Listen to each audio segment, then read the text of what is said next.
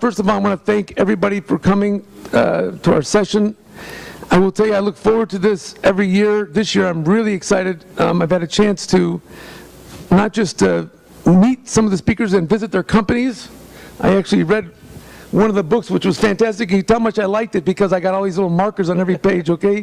Which my staff hates because I keep coming to them with Xerox copies of things. We got to do this. We got to do this. So you're in for a real treat today. Our speaker group is really affectionately known as Little Giants, although I would say they're more giants in my eyes. But they're people that have run successfully companies and done some amazing things with them. So that's really nice when you have speakers who have actually run companies before. It makes it a little bit different than when you get a consultant, and I think many of us here as business owners appreciate the challenges that we all have in building, growing companies and keeping them on track. And I promise everybody here that you will walk away today with some incredible stuff that you'll get ROI the minute you walk out the door here. Is that okay, Jeff Cohn? We're going to get ROI? Is that good? Okay. And so we really want to give over valuable information to help us all make our companies that much better. We're in a challenging time in terms of labor, holding on to good labor shortages, challenges with government regulations. We all know that, and so we want to make sure that we have a great employee engagement and we do great things. I want to take this opportunity to thank all of you here that are clients or future clients of Tandem. I think I'm in one of the best businesses in the world. When people ask me what I do, I say I help small, mid-sized businesses grow and keep compliant. I feel that every story of our 400 clients is an amazing story, whether it's developing food. You know, we've got one client that makes all the, doesn't make the donuts or the pastries, but makes all the creams that go inside of it. That's a delicious company, okay? But we have companies that do athletic equipment here. We got people that make school athletic equipment. We've got people in manufacturing, people in services, and it's very exciting to serve you, to work with you. I will tell you that Tandem's got a lot of exciting things that have happened this year. As many of you know, we were among the first group of IRS certified companies in our industry based on a new law that went into effect, a federal law called the Small Business Compliance Act, which basically codified the outsourcing business. We became part of just a handful of companies that to get certified right away, and it's a grueling process. And I want to thank all my accounting and auditing firms here for it, but we take very seriously every nickel that we take in for our companies, and we want to make sure that they feel that the compliance is off their shoulders and it's on ours, and that's what the IRS compliance really does. We've got some other very exciting things coming down. Our new software system, which we announced last year, we were integrating to. We've integrated. It's a very exciting platform owned by the two largest venture companies in the world, KKR and Summit Partners, and we think that it's going to be a real state-of-the-art for those companies. And my personal belief, and I say this honestly, whether it's us or one of our future competitors, I think that this is the way businesses will be run in the next 5 or 10 years, because as we all know, anybody have any idea how many regulations just a 80-person company in Chicago has to deal with on a daily basis? Take a guess. Too many, that's for sure. When we started, we said 40. You know, OSHA, HIPAA, you know, we all COBRA. It's almost reaching 200 now. And I'll tell you something. Everybody knows Cook County came up with rules. Cook County has rules. If you do business in New York, anybody do business in California? Pretty tough place to do business in California, wouldn't you agree? And I will tell you, legislators make all kinds of laws that have good intentions, but implementing them and tracking them is very, very difficult. And from our perspective, our goal is to help you focus on your businesses so that you can become great companies and excel. We want you to beat all the big guys out there. I live by the passion that, you know, everybody remembers 2007, 2008, when those big companies that remain nameless like ING, nameless like Shearson Lehman, right? But I really believe that people like to work for family, for private companies, for growing companies. They used to not work for them because they thought they'd get better training or better benefits. And our goal is really to even that playing field and to help our companies beat out the big boys, and that's really a great job that I have to do. So before I just get started here and introduce my first, or turn over to Salo, I want to just quickly acknowledge our sponsors. We actually have a great, when you run a business like this, you can't do everything. You have to find a great payroll partner, you got to find a great 401k partner, you got to find a great health insurance partner, and so we've been very fortunate. Some of our partners have been with us 15 years plus. We will be celebrating next year our 20th anniversary, so mark your calendars for next year. We're going to have a blowout thing. Whatever we're going to do, it's going to be amazing, because I just met a company here that's celebrating its 100th. Was that, where's that over here? We had a bunch of people here? Over here, Anna, right? 100 years, that's a congratulations. Radio Flyer was going to be here, another company that hit 100. I know how hard it is to get to 20, so 100. So I just want to acknowledge our platinum sponsors, Slavic 401k, the Excel Group, where's Annette, and like over here, Excel Group, great temp staffing partner of ours, done an unbelievable job, and anybody that uses temp staffing needs to talk to these people. Workplace Options, which works with us on our EAP, and hopefully we'll talk a little bit later on about EAPs, but EAPs are a great vehicle to sort of keep employees focused with all the challenges they have financially and with other challenges they have in the world that they bring to the workplace. Blue Cross Blue Shield, is Barb Kaufman here? Okay. Blue Cross Blue Shield is a partner of ours and becoming a stronger partner. MB Financial, which is Matt, right over here, Matt Sloan. We thought Matt, once they merged with MB, we've been with his old bank for many, many years, and they doing a great job for us. Prism HR, which is our software assurance agency, handles a lot of our workers' comp. I think Jackson and I are Euclid managers. SWC, which is our outsourced solution for the computers. Guardian Humana, Roscoe. We have Roscoe. Jim is here, right? Jim, how many years is your business? 96. All right, 4 years, we're going to find you, okay? Roscoe's an amazing company. Jim runs it. I think, Jim easily could have been on this panel himself, but, it's too close to home, so we're going to leave it up for another time, but he runs a great company. He does all kinds of supplies. We use them for all of our custodial supplies, as well as mats and uniforms. Anybody that does uniforms, they're just an amazing company out there, a Chicago-based company, Skillsoft and Allstate. So I want to thank all of my sponsors. We give a round of applause for all of you.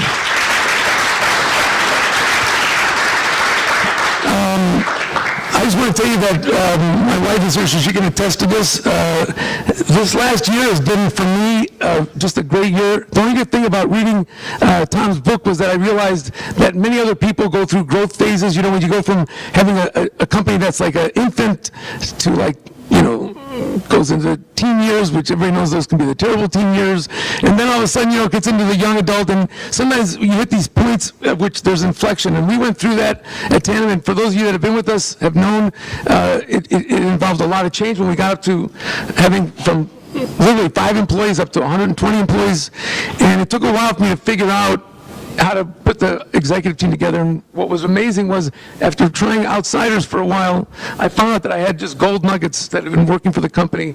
And I really want to thank my executive team that has done a great job this year. And 2 of them are out on vacation, Tanya and Greg Faust, but I've got Salo Doko right here as the executive vice president, and Katie. Where's Katie here? Everybody knows Katie Stewart, right? Katie. So I want to thank you guys, and I want to ask Salo, who's really done an amazing job. Salo's an incredible guy for his whole personal history, about how he's really come to this country, put himself through master school, and has an incredible work ethic and incredible customer service delivery model. And I want to ask Salo if he could just please introduce our first speaker. Real quickly on the logistics. Everybody will get a parking sticker at the end. It's at the other booth where the party's going to be. So we're going to keep this thing going until around 4:15, 4:30, about 2 hours. Be plenty of time I guarantee you the beer will not run out of the wine over there. But the parking stickers will be over there. If you have to leave early, they'll help you get a parking sticker early if you need that, okay? Salo. Thank you, Bruce. So thank you, Bruce, for the introduction. First, I'd like to thank everybody here today. You are the reason why we do what we do, and you are the reason why we're here today, so thank you. I was speaking with our first speaker here a little bit ago, and I had this all written up about what I was going to say, and he said, no, don't give me any of that. He said, I'll tell my own story. I said, what do you want me to say? And he said, just say that, I'm a long-term executive, very much an entrepreneur, and he knows the business world very well. He has been a CEO in the past. He has had a title which I loved when I read it. What was it? A Chief Culture Officer. Fantastic title. And he's also the co-founder of Small Business or Small Giants Community, a peer group of purpose-driven business leaders. And you can hear him on the radio, seen him on TV. He's a published author. So very excited to have him here today. So please give a hand to Paul.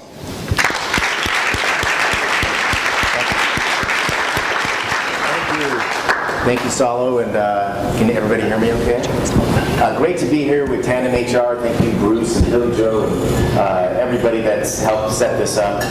Just to kind of level the playing field, the four of us that are here to share this next couple hours with you are just like you. We're just practitioners who have owned and run our own businesses, and our purpose really this afternoon is really just to engage in discussion. So I'll spend a few minutes telling you what I've learned about our theme today, which is really about culture and leadership and how those transcend the other strategies in our business, and really what's the ROI of culture. We all hear about these trends about employee engagement and culture. Is there really an ROI in our businesses? And so we don't pretend to have all the answers. You've got great companies here. Everybody's got a story. We have companies that have been here 100 years. So we'd like to learn from you as well.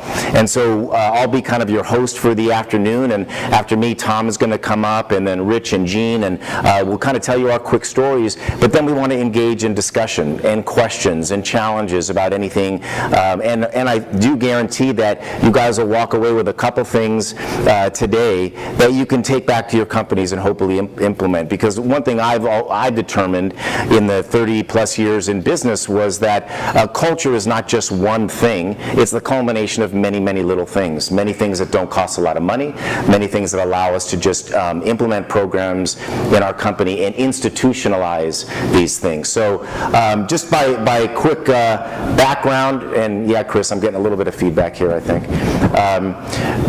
My background is I grew up, born and raised in Los Angeles. I went to college out there at UCLA, went to law school, practiced law for about 18 months, and then my two brothers and I decided we wanted to get into business together. And I was in the middle.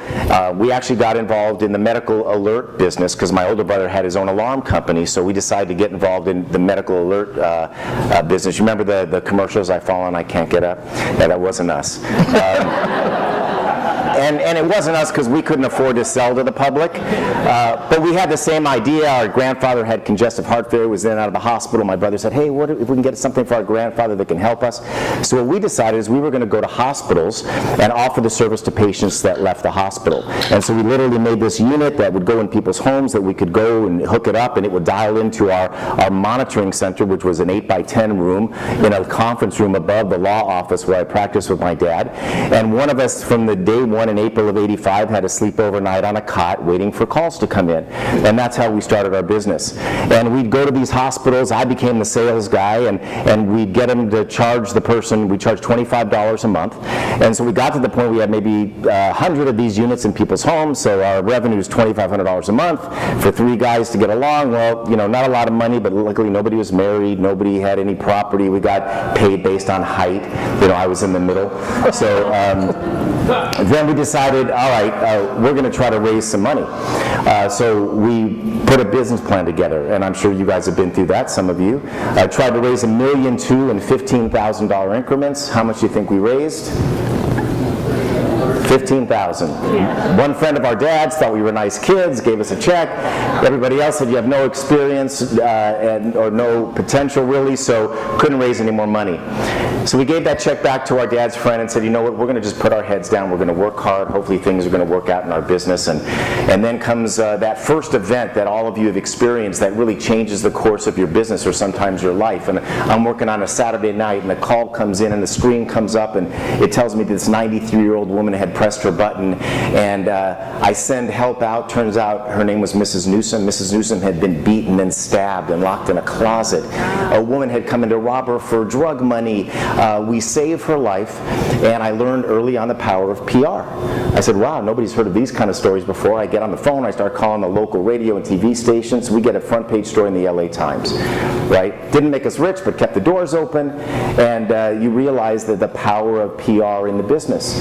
So again, we're just kind of struggling along, and then the next big thing happens. One of our client hospitals calls me one day and says, Paul, let's have lunch, I have an idea.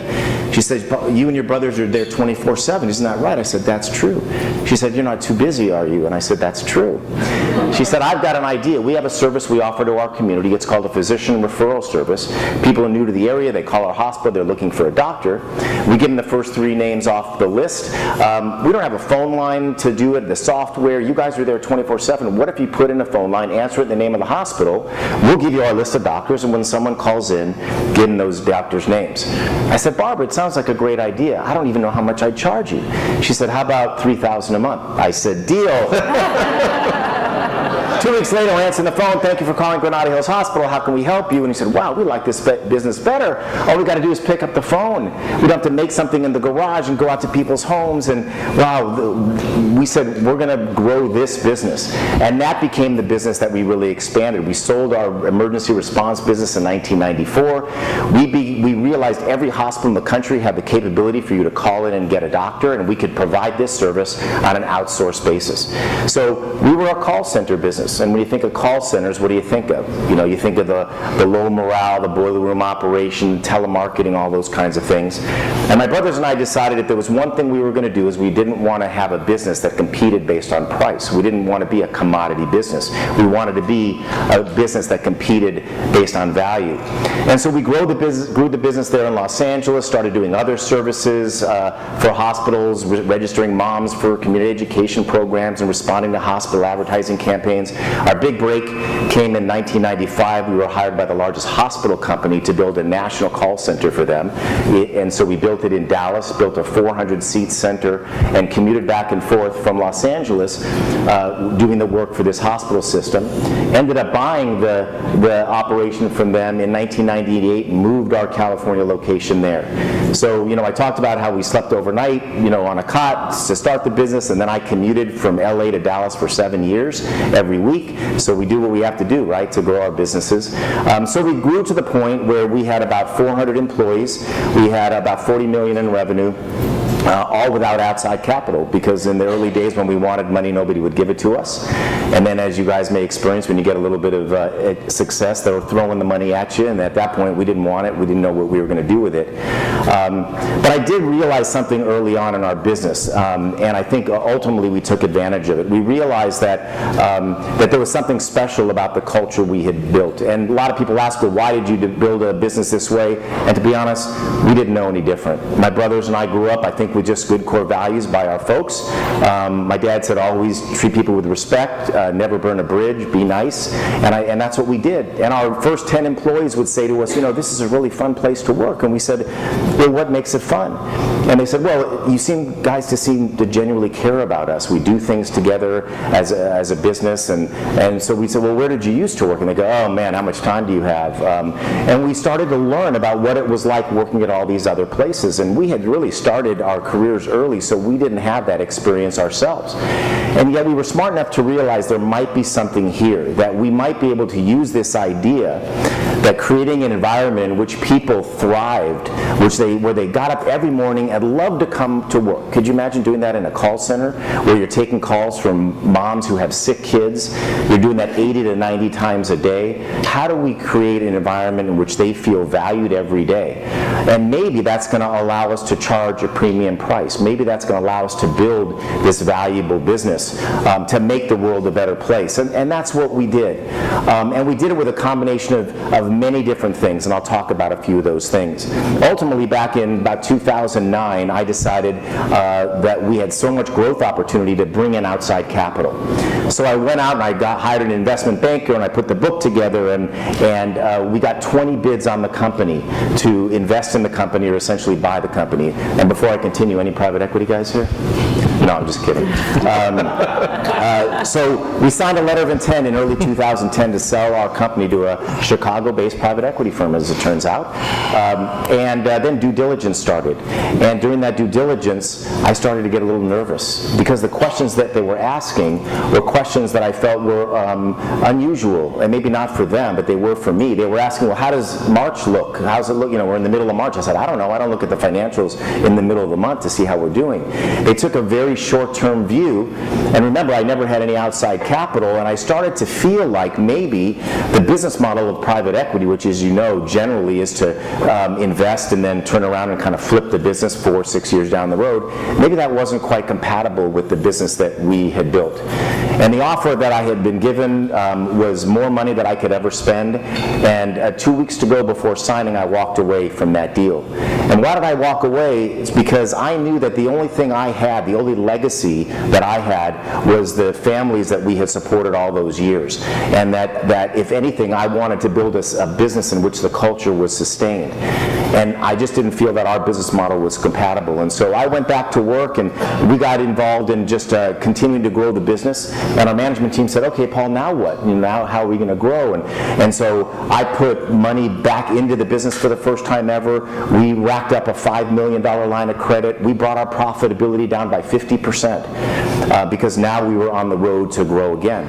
And then I get called by again, Chicago-based company, but a strategic, a large public company named Stericycle, based up here in Lake Forest. And they approached us and said that they wanted to acquire us. I said, well, no, thank you, but now wouldn't be the time to do that.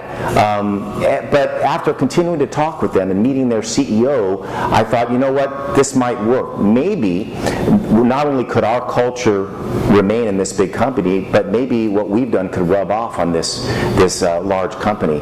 And so ultimately I decided to sell our company in 2012 to Stericycle, and I knew that I didn't want to run my company any longer as part of this much bigger company. That's pretty hard for entrepreneurs to do. Charlie, the CEO, said to me one day, well, Paul, what do you really want to do? I said, I want to be Chief Culture Officer of Stericycle. I want to see if you can scale this work in a large business. Stericycle has 25,000 employees today in 19 countries, does 40 to 50 acquisitions every year. Can you imagine that? So what a great challenge for me, having never worked in a large company, to try to take these concepts. And I really wanted to answer these questions for myself. And when Charlie asked me, I said, Charlie, I want to take this role. I don't want you to pay me for it. It's my way of giving back, and it's also harder for you to fire me.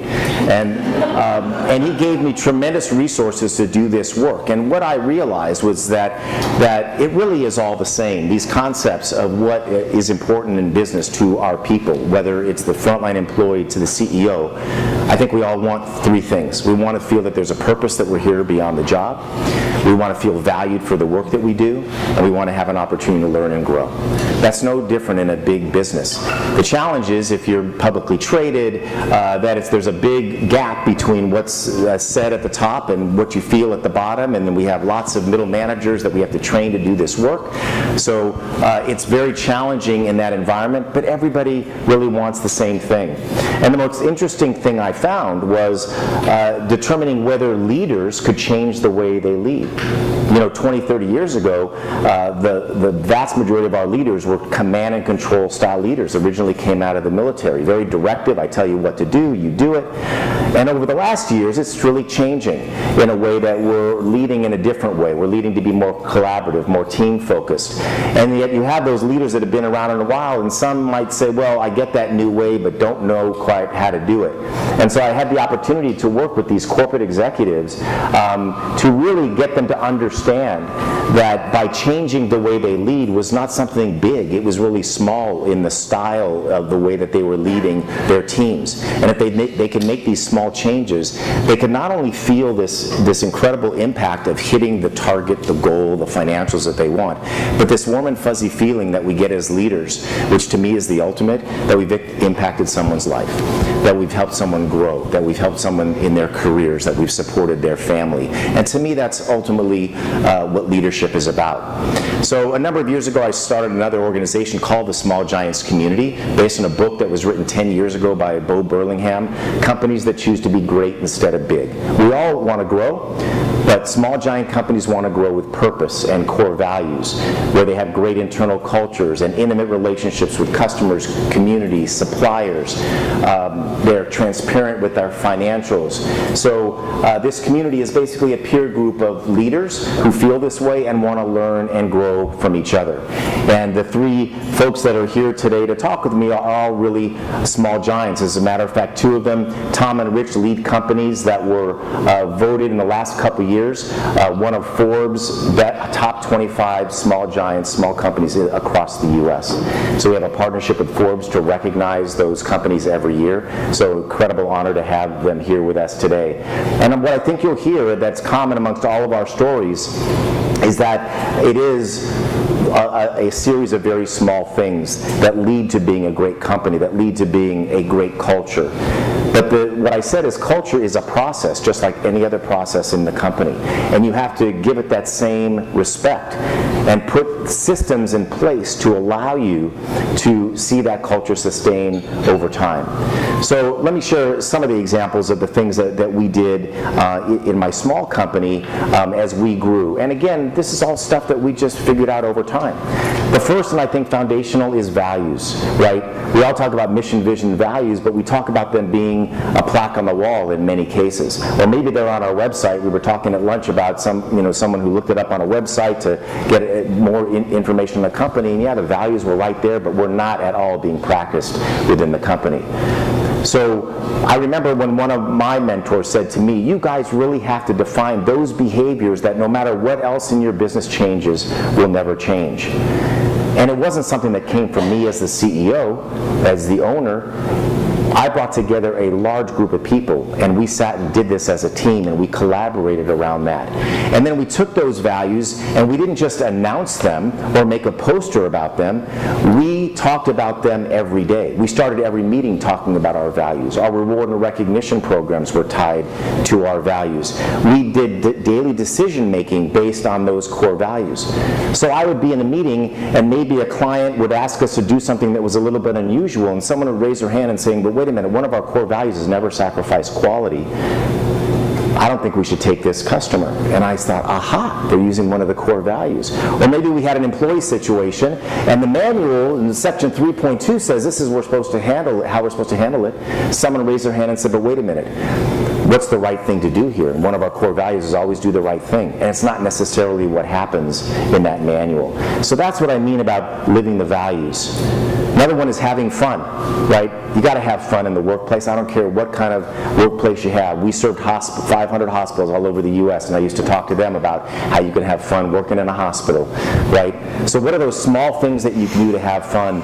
Whether it's dress-up days or events, allow people to let their hair down. We used to do crazy things all the time in holiday parties. We'd get kids involved. We'd have family day, and people could bring their kids. We did a quarterly magazine where people could, we'd send it home to get families involved in it as well. But having fun and taking a break from what we do every day is really important to people in whatever way they want to do it. Another one is caring. And I mean caring about our people in the totality of their lives. When there's a sickness, a birth, a death, someone runs a marathon, someone's kid graduates from college, how do you recognize that? I'm a huge fan of personal note cards, still have a pile on my desk. But to have a leader send a personal note card to the home of an employee saying congratulations or saying, hey, I hope your family feels better, or I'm sorry to hear what happened. But how did we institutionalize that? How as a leader did I know when something happened and make sure we didn't miss anybody? We had an intranet system that a manager could go to and click on it and enter in the name of the person and what happened with them, and immediately sent me an email. And I knew what was going on with that person. I could respond by making a phone call, visiting somebody in the hospital, and we didn't miss anybody that way. Every month I would send a handwritten note card to each employee on their anniversary date with the company. So in advance of that, I would get a spreadsheet from our culture leader that say, here's something you should know about that person that you may not know. Maybe their son Jimmy won the Little League championship that summer. So when I send that note to Nancy, say congratulations on 6 years with Barrel Health, and by the way, congratulations to Jimmy for winning that championship. Ways to make a connection, but kind of a behind-the-scenes system to make sure that we can do that. Another is community, right? We're all involved in our local communities, getting your team members involved, not writing checks, but getting their hands dirty. We wouldn't hesitate taking 60, 70 people off the phone and go paint firehouses on 9/11. Did we lose the revenue that day? Yeah. Did those people still get paid to come to work? You bet.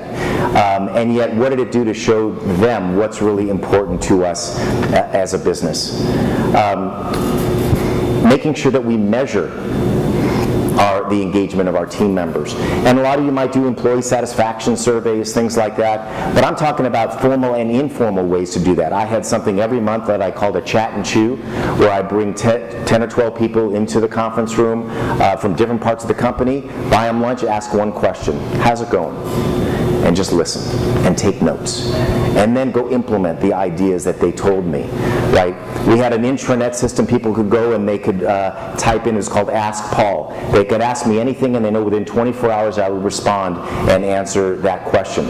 And when I first set that up, I was really looking forward to these great strategic questions I was going to get about the next location, the growth of the company, but I wasn't getting those questions. I was getting, well, when are you going to fix the toaster in the break room?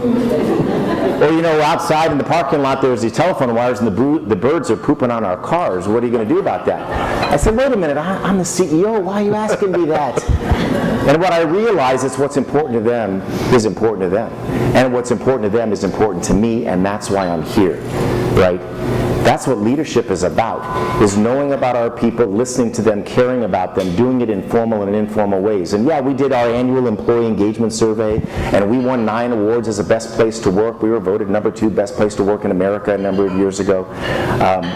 But the key is, what do we do with that information, right? One of the questions at the end of that survey is, how did we do on everything you told us last year? And we used to get low scores. Drove me crazy, because we did 50 things to respond to what they told us last year, and we realized we had an internal communication problem. We weren't getting credit for the good work we were doing. So all of a sudden we created another subgroup who got together and worked to communicate all the things that we were doing for our people over time, and making sure that we were institutionalizing that work. Training and development. Are we committed to training and developing our people to grow, which is so important to them? We don't have to be a big company with big training programs. And in our small company, whether we had a book club or whatever we did to show people that we were committed to being a learning organization, was so critical. Reward and recognition, another one that, you know, we need to show people that they're valued. And it's really not about writing a check. It's not about something that's expensive. It's about asking them what makes them feel valued, and then doing that. Ultimately, it's about purpose and wanting to work in a place that has a purpose, where you feel you're here beyond the job. You know, we talk a lot about millennials, and they get a bad rap because they're going to jump ship and go to all these different places till they find what they want, and I say good for them. You know what? Because I think in general, millennials want to make the world a better place. It's not just about the paycheck. They want to find purpose. And nowadays, it is tough to find great people. We have to make sure we're getting the best people. We have to hire for culture. We have to fire for culture. And when you think about having to let somebody go in your organization, quite often you're letting somebody go because they're not a culture fit. It's not because of performance. It's because ultimately they don't fit. And while we may be blaming them, we need to look ourselves in the mirror and say, what did we do wrong? How could we do better at hiring? Or better yet, how do we have a better early warning system in place? I had an example once where we hired an executive to run the call center floor, so she had 200 people overall under her. She came from a large company. I met her for breakfast, you know, great resume. Within a year, she had done such damage, and we didn't even know about it until it finally came to light. We let her go. I had somebody in the call center come up to my office that day with tears in her eyes and say, you just lifted a cloud from this organization. And now, did I feel good that I lifted a cloud? I felt horrible. Like, what took us so long? And when you do that, when you hold on to people that don't belong in the organization, that's what happens. Everybody looks at you and says, what took you so long? And so the accountability really starts with us in order to build that kind of organization. And I ultimately sold to this public company for a value 50% more than a private equity firm. And what I realized is that culture and our involvement in culture and our commitment to that isn't just the right thing to do. It's good for business. It allows us to charge a premium price. We charge 30 to 40% more than our next closest competitor. It allows us to build value in the company, to invest in what we call the circle of growth, because we said to our people that our priority is to focus on you. If we focus on you and gain your loyalty, that's going to drive our customer loyalty. That customer loyalty is going to drive profit into the business, which we're going to invest back in you, and the cycle simply continues. So as you think about the choices that you guys make every day, all I'd say is think about the time that you spend and the time that you're spending thinking about and building your team. People ask me in the latter years of my company, what kept me up at night? And it was always the same thing: people. Do I have the right people in the right seats at the right time? It had nothing to do with strategy or financials or any of that. And we have to think about that. If we concentrate on caring about people in the totality of their lives, they will fall on a sword for us in tough times and do whatever we need to do. So there's a couple of small examples of things that you can do to help build an employee-focused culture. Love to hear, if you're interested in what we're doing in the Small Giants community, hear from others. But I want to bring some others up to share their stories as well. So first I want to introduce Tom Walter, who is the Chief Culture Officer of Tasty Catering. And Tom has an incredible career where he has started 30-some companies and ended up, and maybe some of you have been the beneficiaries of Tasty Catering's work here in the Chicagoland area. And he's built multiple businesses, built a wonderful family, and has been a mentor to me and many others in the community. And he really wants to focus on the role as a leader and some kind of aha moments he had in his own career as a leader. So please welcome Tom Walter.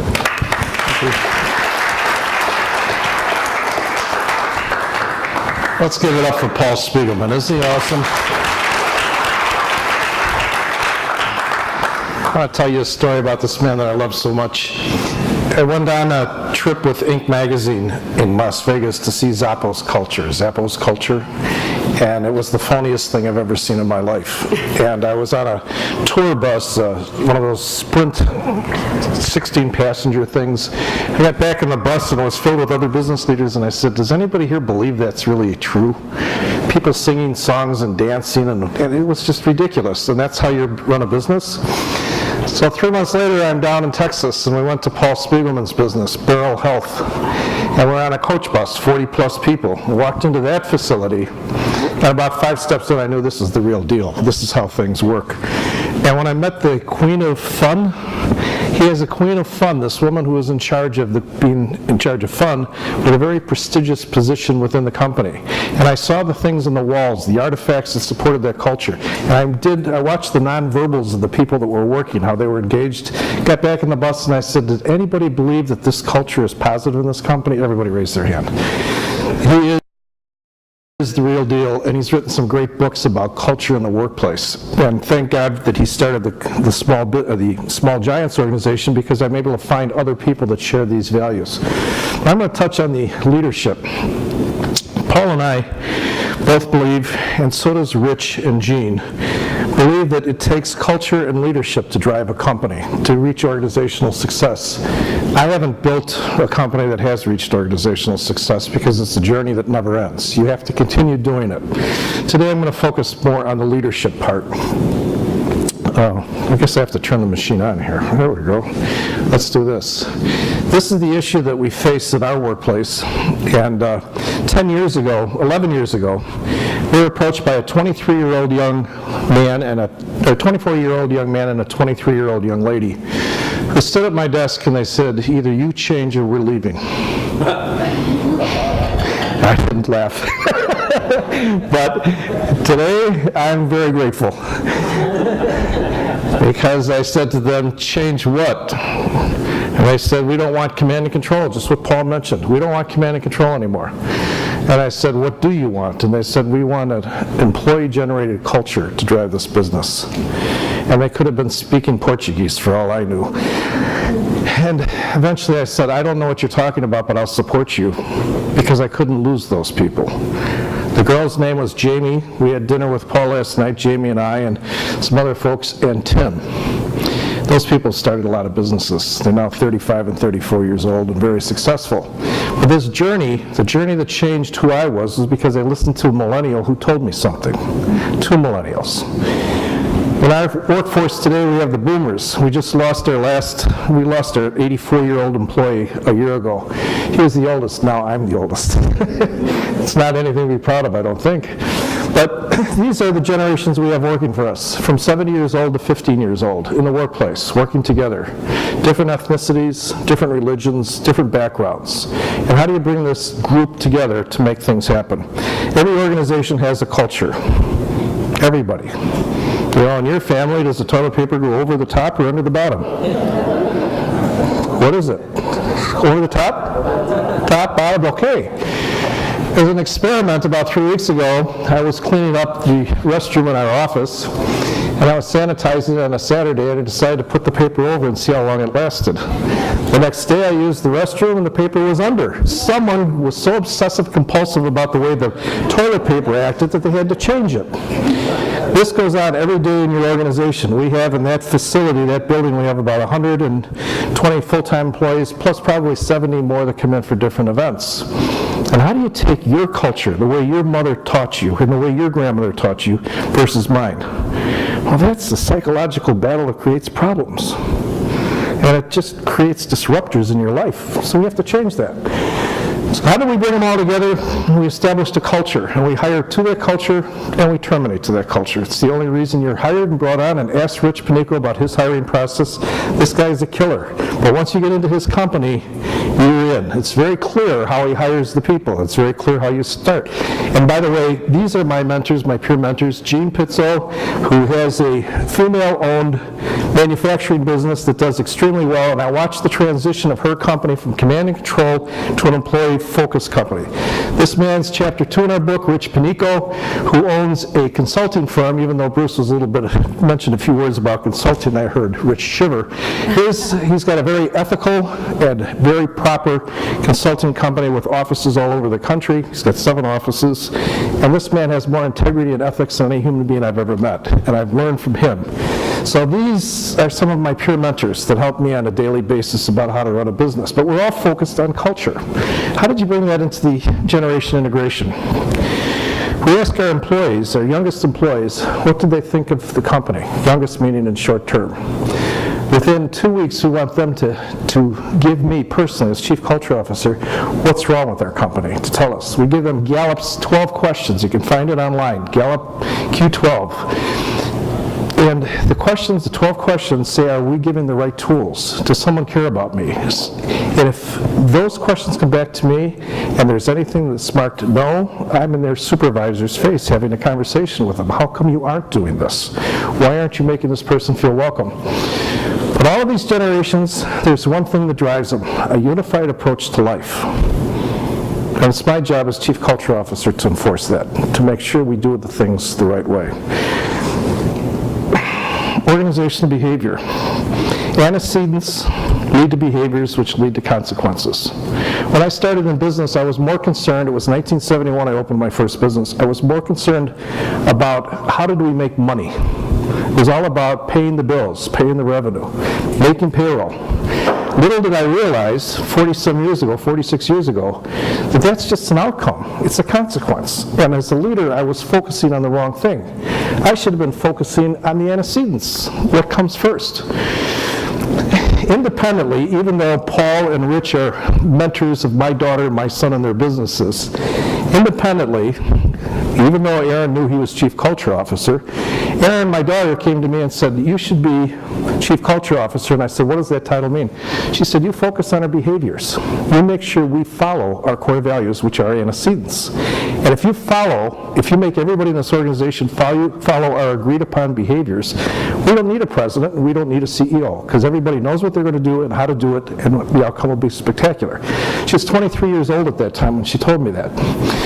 So, Chief Culture Officer, every day I think about human beings, how to make their life better as a leader, and how to hold them accountable, and how to make sure that they maximize their potential. Pretty incredible, isn't it? You run a company where the focus is on, from the senior leader, is on the human being, the person. Are you happy? What disruptors exist while you work with me that could make you happier? It's not about paying you more money, is it? It's about removing the disruptors that bother you every single day. The money will come as your performance increases and your value increases, but it's about removing the disruptors. That's what a leader should be doing. Focusing on the antecedents done by the employees, behaviors, the way the employees behave, the outcome comes naturally. How about these values? If we hire according to values, which value here do you disagree with? Do you all agree with the first one? True client partner? Would you hire a company or would you work for a company that believed that? I would work for a company that believed in that because I would consider myself a partner. Would I be a partner in that company, Salo? I wouldn't be a partner in that company? Yes, I would. You'd want me to be a partner of yours making money, right? Accountability. How many companies' values include accountability? Almost everybody. Accountability is important. You have to be accountable for your actions. Non-stop exceptional service. Yeah, I'd like to work with that company because I'd hold you accountable. Jason, are you going to give me great service? Of course. You better, right? Because values are important. Dedicated to success, expert level of consultation. And then the last one, maintain high integrity. Any company that doesn't have integrity, ethics, something like that in their core values, I wonder what's wrong with them. Is this a marketing ploy? Is this really how people behave? Does anybody recognize those values? Whose values are those? Ours. Tandem HR, the people who we're here with. Are you going to hold Bruce accountable? Going to hold Salo accountable for that? Ryan, Billy Joe, all the people I know. Who else do I know? Zach, Jason. You know, I know how to engage them now. And you know what? Bruce follows that. I spent 2 or 3 hours with Bruce. I know he lives that. But as a leader, do you live that? That's authentic leadership. Back to ABC. As a leader, we're judged by how we follow our values. Right? It's the only thing our employees judge us on. And if you don't have clearly established values, what are they going to judge you on? They're not. It's going to be nebulous. And within leadership, this is a great question. Who here prefers to be managed? Or who here prefers to be led? I'm going to ask you both questions. Raise your hand. You have to do this to participate. Who here likes to be managed? Raise your hand. Look around. See all the hands up? Who here wants to be led? There's your answer. I could sit down now. Now you understand the value of leadership. There isn't anybody any longer that wants to be managed. The last guy that wanted to be managed that I know was my father. Because he fought in World War II and he thought someone should be responsible for him and telling him what to do. And if you're a manager and have that title in your card, get rid of it. You manage processes, you manage systems, you don't manage human beings. You lead them, you coach them. I ask this question when I speak in universities. The same exact question. It's at the university last year, this young man raised his hand, who works for manager, who works for leader? And I said, tell me about your manager. Why do you think he's a manager? Because my manager tells me what to do. He gives me orders, and he doesn't even know my name. That's a manager. I asked the young lady, they were both wearing sports gear for this university. They were both athletes, so I knew that they were used to leaders, used to teams. And I asked the young lady, why do you believe you have a leader? She said, he sends me emails all the time asking about how I'm doing. He asks me what I want to do when I leave school to come home for the summertime, what job within his organization I'd like to do. He cares about me. In a very good way, I'm sure. But he cares about me and he's concerned about my progress. See the difference from what your employees think when they go back to school or they go back to their families, go back to their homes? I work for a leader or I work for a manager. How about this one? Is being a leader a privilege or a responsibility? Okay, let's raise our hand. Those that believe it's a privilege, raise your hand. Those that believe it's a responsibility, raise your hand. All of you are right. It's a privileged responsibility. We have a friend, Jack Stack, right? Jack Stack wrote the great book with Bo Willingham, The Great Game of Business, the financial transparency model. He's a member of the Small Giants.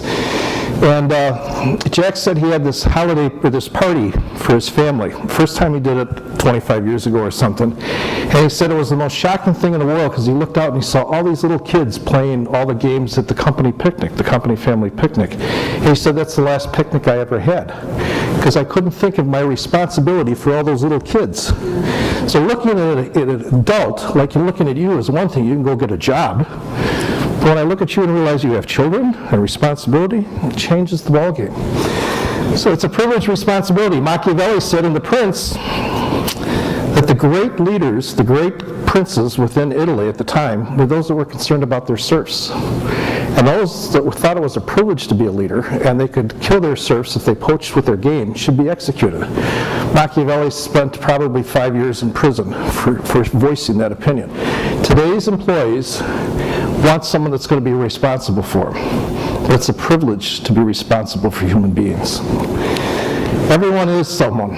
Everybody is someone. There's a great poem by Dr. William Borders, the Reverend William Borders, 1959 in Atlanta, Georgia, Wheat Street Baptist Church. I am somebody. And everybody that works for you is somebody. Who's the most important person in the room, Matt? Bruce? No. This guy is a charlatan. You go home at night and you look in the mirror and you say, Bruce is the most important person in the world? Don't think so. Who's the most important person in the room? In the room? Yeah. You are. Yeah, Right. Bruce is only the most important person because he gives you money. I actually give him money. Oh, you give him money. You know, can I be an important person too? Every one of your employees thinks the same thing. And when you talk to them, when you behave, when they watch you, because leaders are always watched, they're always listened to. Everybody here in Tandem talks about Bruce all the time, right? Sometimes it's nice, sometimes it's not. But that's what we accept when we put the mantle of being a leader on our shoulders, is we accept that people are going to talk about us. But when are they going to talk about us? In a positive way? That's up to you. You can control that as a leader. Emotional quotient versus IQ. Bruce asked me to talk about some of these principles. I've spent the last 7 years immersed in academia to find out things like organizational behavior, to learn about these principles, because I want a legacy. Rich Panico is one of course, my all-time favorite guys. He's building a company that lasts 100 years, and he's not going to be here for 100 years to see that, because he's an old guy. But in his building this for 100 years, he's building it on pieces of this foundation. And so I listen to him when he talks about how do you build it for 100 years. This EQ is critically important. It's more important than IQ, and you can train emotional quotient within your workforce. You can train this. You can't train IQ. Anna, you were born with a certain IQ, right? Every day you lose a little bit of that. But every day you get older, you learn more EQ. You build your emotional quotient. Here's Daniel Goleman, what he said. Self-awareness. Who are you? What are you all about? Can you do self-evaluations as a leader? Can you think about who you are and what your actions are doing right now? Self-regulation. Can you control them? Because if you can control them, you can build trust in your company. If Bruce is a raving maniac every single day, who's going to trust him? You have to have self-regulation as part of your emotional quotient makeup. Internal motivation, intrinsic versus extrinsic. Jason tells me something to do, my default statement will be no. If Jason says, what do you want to do? My default statement will be this, and I'm very excited about this. So within your employees, you can build internal motivation. Intrinsic pressure from within, extrinsic pressure from without. Make it altruistic purpose, where it's betterment for the whole company, the whole organization, everybody within the organization, and you engage people. Let's stop for a minute about employee engagement. Employee engagement is the emotional commitment an employee has to its organization's values, vision, and mission, which results in higher discretionary thinking for the organization. So if you're going to be engaged in our company, and I don't have any values, how are you going to be committed to our values? Right? How are you going to be committed to the vision if you don't know what it is? Tandem HR is very clear about it. It's on their website. I was able to research it. First time I met, I think it was Zach Klein. So That is your name. No, Zach Klein works for me. I'm sorry. I am old. Don't laugh too loud. Someday you're going to be here. But the first time I met him, and then I looked at the values, vision, and mission, I said, there is a complete match between these two, the way he behaves. Then I met Jason, exactly the same thing, a complete match for the company's values, vision, and mission. So, discretionary thinking, how many thoughts do we have every single day? The average American, not counting entrepreneurs, so entrepreneurs have a lot more. The average American has 60,000 thoughts every single day, according to the Institute of Mental Health and Wellness.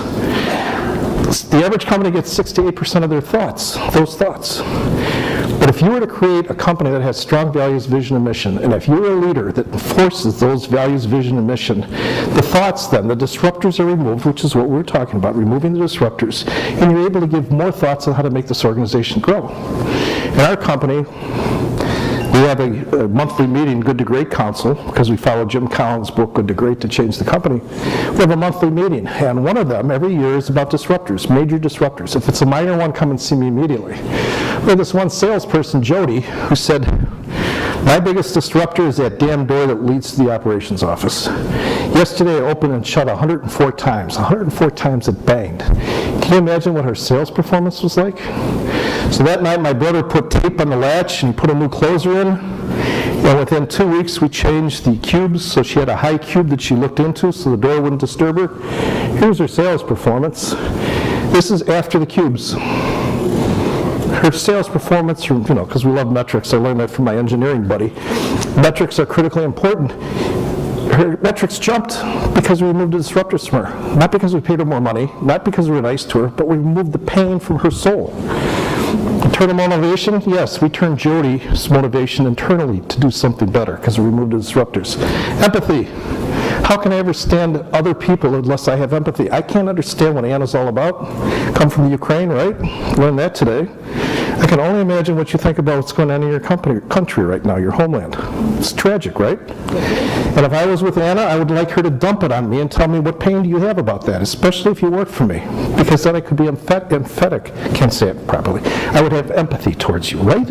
I would understand your pain. Well, that's what Daniel Goleman said, and we teach our employees. Every employee in our company has to go through a TC University course on emotional intelligence. And what's really beautiful is teaching 16, 17, and 18-year-olds emotional intelligence when they go out and work in company picnics, and then to see them by the time they're a sophomore, junior in college with incredible grade point averages and being very responsible because they jumped the leap. Instead of being 18, they're really 22 with their emotional intelligence. Now here's IQ. God gave us all IQ, right? We all were born, whoever your higher power is. We have an IQ. Some are high, some are low, some are somewhere. What's fluid IQ? I don't have it anymore. It's the ability of a young person to process problems and figure out solutions. You lose that about 35 years old. Your brain starts to freeze. And you turn to crystallized intelligence, which means you go back and you think about, well, I have a problem here. Let's see, I remember I turned this screw and then moved this, and that's how I did it. And if I can't remember how to do that, I can't figure it out. And that's why I have a flip phone. I can't understand new technology. It's beyond me. But if you have a company filled with young people that have this tremendous crystallized intelligence that can see a problem and figure out solutions you never thought of, and you have older people, the wisdom, we call them old people wise, young people knowledgeable. And you need that generation integration to make the company reach its maximum potential. Got it? Any questions on that? Critically important if you want to reach organizational success is to understand the values that every generation brings to the workforce. Every generation has a positive, but are they put in the right niche and treated with the right respect for the values that they inherently have? Authentic leadership. One of the things, the only reason I'm here today is because this man, we spent some time together. And I realized he's an authentic leader. He speaks, and he talks, and he acts all in the same way.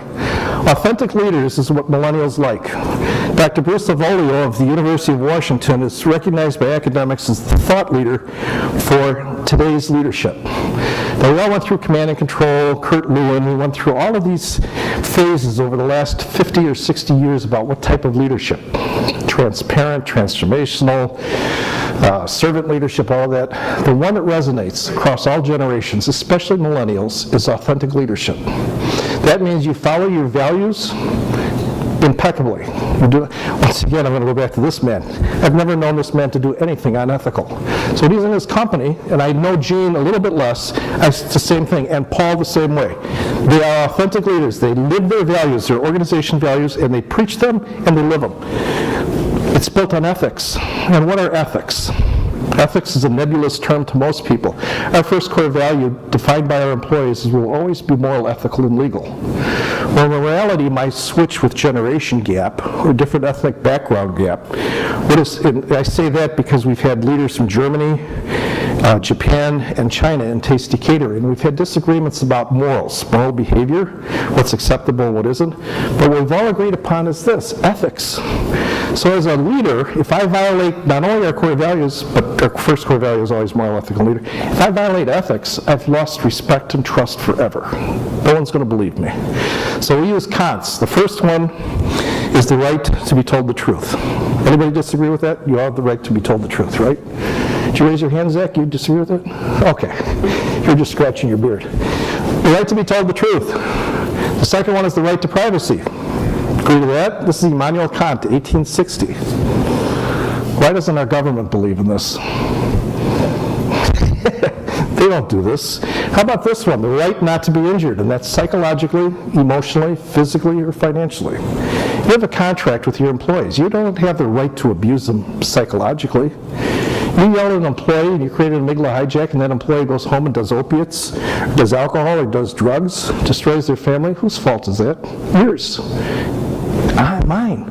I'm responsible for that. And I'm an alcoholic, and I know what it's like to be under that pressure. And I don't want any of our employees to say, because the way I treat them, they're going to go home and abuse substances. And the right to an implied or explicit contract.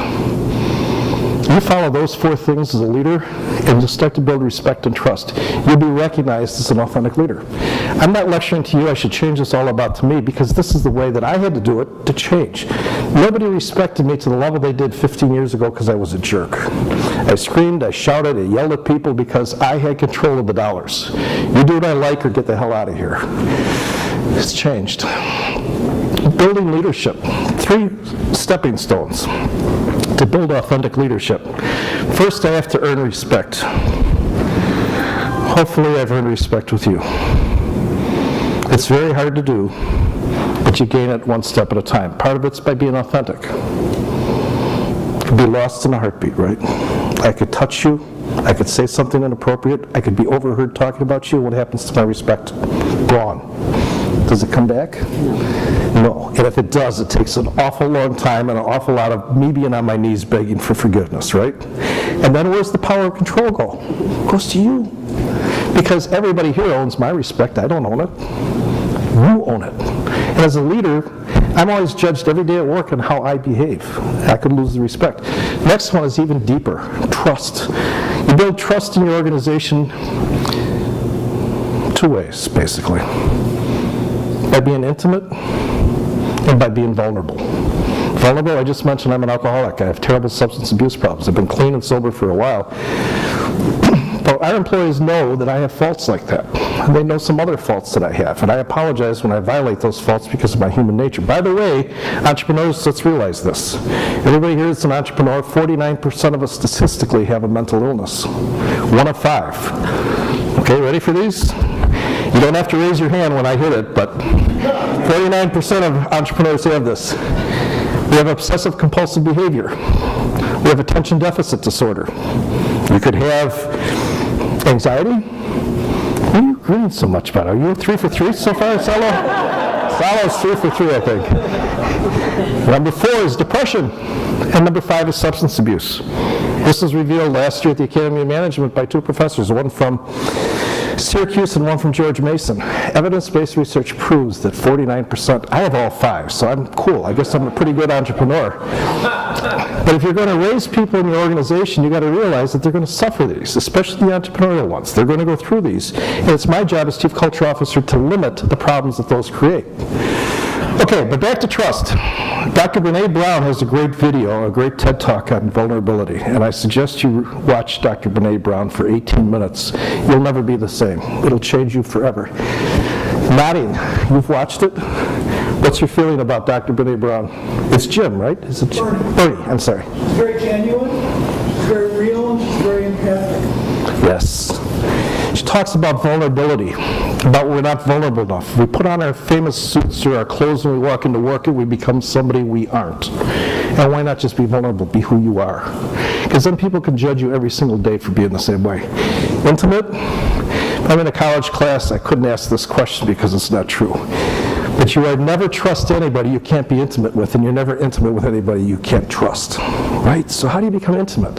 How do you believe someone's deepest, darkest fears? Because you share first. If I don't care about you, will you ever care for me? I'm your leader, from a leadership position, right? Probably not. Probably not. Why are you at Tandem? Because you believe in Bruce? Absolutely. Absolutely. Do you trust Bruce? So far. So far. There is one honest person, Bruce. And emotional commitment, the final part of this employee engagement, the emotional commitment. I call it love because I'm a child of the 60s, you know, peace, groovy, far out. Love in the workplace is something that can't be spoken about anymore.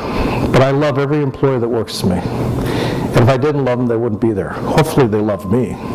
But I'm not shy to walk up to someone and give them a man hug or pat on the back and say, "You're great. Thank you for being with us." How often do you do that as a leader?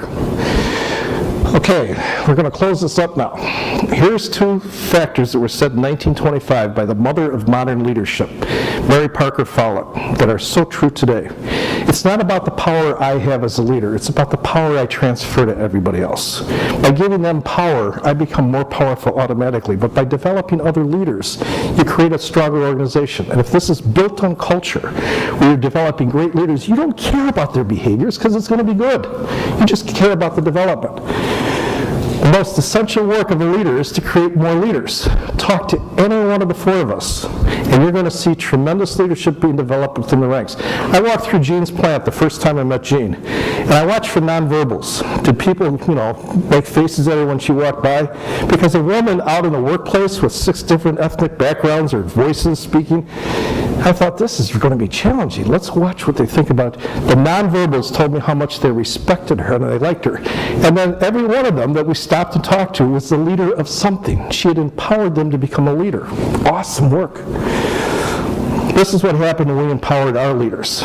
Jamie's the one on the top left. She's the one that at 23 years old told me to change or she was leaving. Pretty awesome. The guy in the center is Tim. The one on the right is Aaron. And the lower left is one of the families that works for us that owns a trucking company now. 4 of them all have positions of leadership within our company. And Paul on the right is the last guy to start a business. He started his own business. So we create leadership classes to teach them how to be a leader and how to think using psychological capital, emotional intelligence, developing all these areas of being a leader, the things that make us powerful. Here's their companies. These are the companies that they've started. Most of them are sister companies or companies that we've helped invest and start and steer.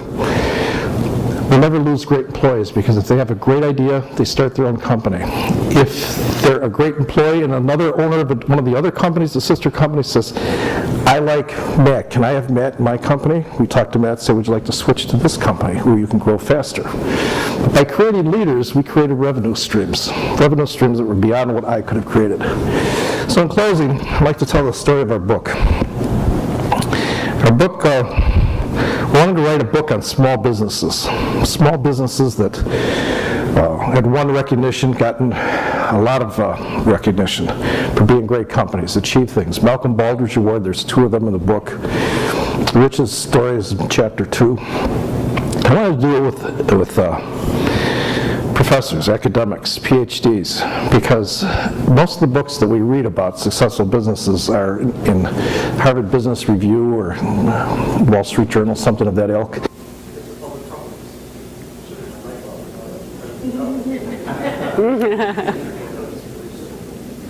I have to raise my voice while Chris fixes this. So, as a small business owner, I wanted to find out what is the truth. How do we grow great businesses? So I wanted to go out and interview other people. Thank you. That's not what Batteries coming. Other mics coming. Terrible looking batteries there. Why did I just speak about this? All right, so anyway, we did this book, this journeying book. We did evidence-based research to find out what was really the truth. We couldn't come up with a title. And then one day, it was, I think it's 6 or 8 case studies. And one day, We're live. Thanks, Chris. One day I was back in the warehouse, because in Illinois you have to sign for beer, and I heard this screaming going on. One of our college crew leaders was yelling at his high school crew, and he was raising his voice. In our company, you can't raise your voice because it creates amygdala hijack, and oxytocin or cortisol starts flowing through your system. You get upset and you stop thinking, you just start reacting. So I started to walk over to this area of consternation, and I saw a young culinarian walk up to the college kid, and our core value number 2 is treat all with respect. This culinarian, entry-level culinarian, walked up to the college kid and he said, "Hey, number 2, we have numbers in front of our values." The college kid looked over and it says, "Treat all with respect." He turned and he apologized to the people he was working with, and he said, "It's my fault. I didn't define which truck to load. You were putting the things in the wrong trucks. That's all my fault." So I rounded the corner and went up to Hugo Telos Rios and I shook his hand. And I said, "Hugo, thank you very much." Chicago handshake. Show what you got. Ready, $20. I gave him $20 and he looked at it and he said to me, "Tomas, it's my company too." And he gave me the $20 back. And I went and I looked at his payroll records. He was making $81 a day for working his 8-hour shift. That was his take home, $81 a day. He gave me 25% of his money back because it was his company. That's employee engagement. Thank you all very much. Thank you.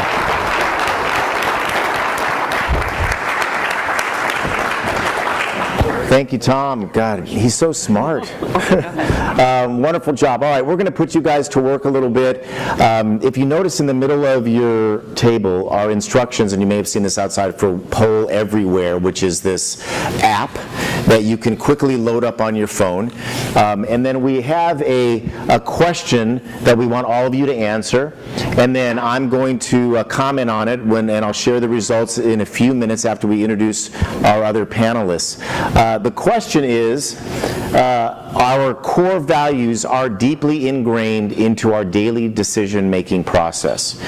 So I want you to think about that question for a minute, and I also want you to be honest, right? Because I'm not asking you whether you have core values. I'm asking whether they're deeply ingrained in your daily decision-making process.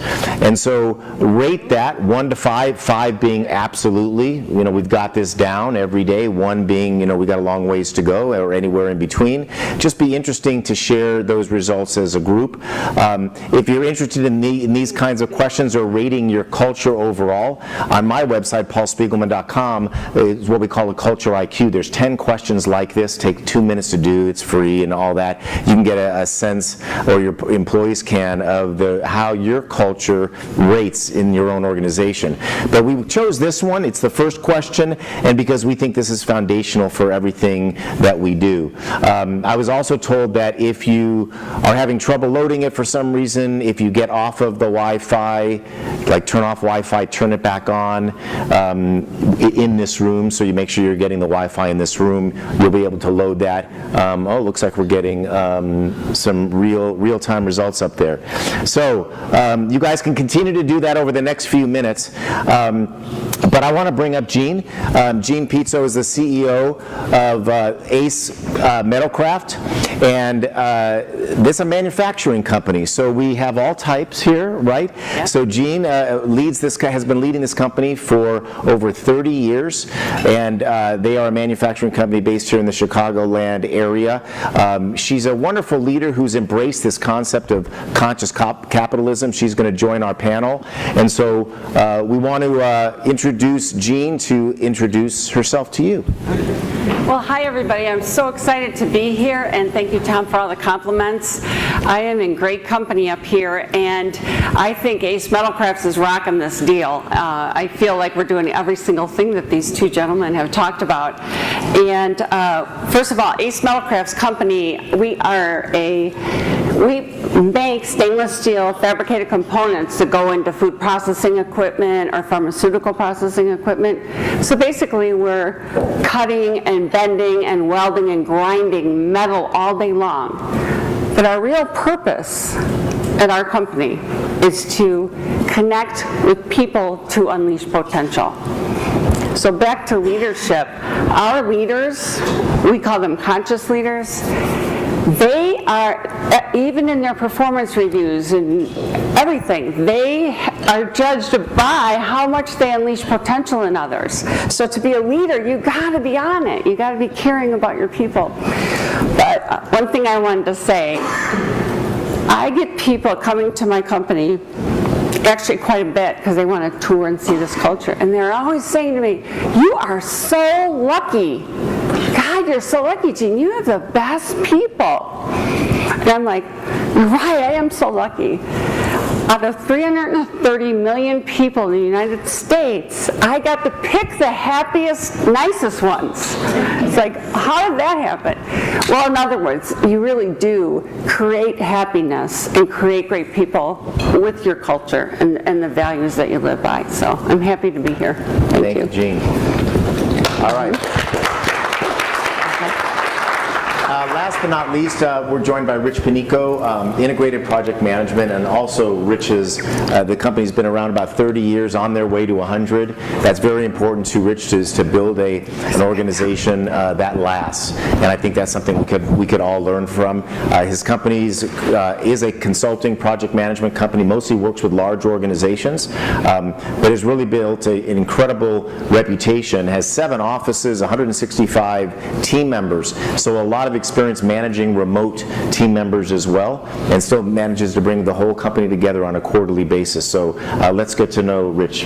Thank you. Thank you very much. I think we have about 5 minutes, so I'll be very, very quick, but share something a little bit about myself first, because I think that's very, very important. I was born and raised on the south side of Chicago. My parents were Italian immigrants. If you're familiar with Little Italy, that's where I grew up. I still go to church where I was baptized, where my wife and I got married. I'm very, very proud of that. I consider my upbringing my greatest competitive advantage as a business person and as a person, because I learned what's really important in life. And I think that all of you as business leaders have to ask yourself, if each of you, if you have a price. Because I think ultimately everyone has talked about values, but unless you really decide that you can't be bought, I think the values become very obscure, because at some point in time you're going to be tested. Certainly we have over the past 30 years. We've walked away from some major work. We've, in one case, walked away from a client, settled financially, and we gave the money to charity just so that they would understand. I wanted the CEO to understand that we couldn't be bought. But a little bit more about myself. People ask me, how did you become an entrepreneur? I often say it chose me, and it's a true story. I often describe my first entrepreneurial venture as shining shoes at 8 years old, but recently I wrote an article and I fessed up that wasn't my first, that was my second. My first was a tremendous failure at the same age, and that's when I tried to sell Christmas trees after Christmas. Which doesn't work really well, but for those of you who kind of have the urban background, if you will, the alleys were our playground. And right after Christmas, I was wandering through the alleys and there were all these Christmas trees, and I got this bright idea. I said, oh my God, got all these trees out here. Some of them still had the tinsel on them. And so I dragged a whole bunch of these to 631 South Morgan, where we live in an apartment building, and I stacked them up in front and put my sign up, and people would walk by and laugh, and I thought, I like my display. I don't think it was that. My dad used to get off the bus on Harrison Street, if you're familiar with the neighborhood, and at the end of the day I saw my dad getting off the bus, and he says, what the hell are you doing? And I said, I'm selling Christmas trees. He said, I'm not going to tell you what he told me, but I learned supply and demand, so that's why supply and demand is very, very, very, very important. But those were tremendous lessons to me. My company is Integrated Project Management. I'm going to tell you very little about the company. I started with Johnson & Johnson. I was there 15 years. At 30 years old, I became chief engineer, which is quite an accomplishment, but it still wasn't enough, and it wasn't about the money. I was very much used to being an entrepreneur. I had started 2 gyms on the south side of Chicago. I had those for 18 years. My partner looked like the Mexican Mr. T. Great guy, great heart, passed away last year. So it was my nature to want to start a business, but I wanted to create an extraordinary culture, and I didn't want any restrictions at all. And I wanted to be surrounded by people that absolutely shared my values, not similar values, the same values, extraordinarily talented people who were very, very motivated and wanted to create a special workplace. And that's really been the secret to our success. And yes, we are a consulting company. I have a manufacturing and engineering background. But what I did is I actually did a study over 10 years on why projects succeeded, why they failed, why companies developed strategies and couldn't execute them. And that became the model for our business. So we do help organizations of all sizes, but primarily large organizations, plan and execute critical initiatives. We don't do projects to organizations, we do them with them, which is very different because I worked with all large consulting firms and I learned what I didn't want to do.